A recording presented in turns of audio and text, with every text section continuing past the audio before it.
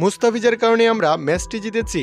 Match জিতে মুস্তাফিজকে প্রশংসায় ভাসিয়ে যা বলল চেন্নাইয়ের সহ অধিনায়ক মহেন্দ্র সিং ধোনি। দর্শক, বিস্তারিত জানতে ভিডিওটিতে একটি লাইক দিয়ে না টেনে পুরো ভিডিওটি শেষ পর্যন্ত দেখুন।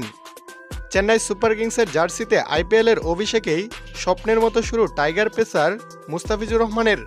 নিজের প্রথম 10 ডেলিভারিতেই স্বীকার করেছেন 4টি উইকেট। ফিস তাণ্ডবে ধস নামে বেঙ্গালুরুর টপ অর্ডারে। একে একে ফিরিয়েছেন ফাফ ডু প্লেসি, রজত পতিদার, বিরাট কোহলি ও ক্যামেরন গ্রিনদের।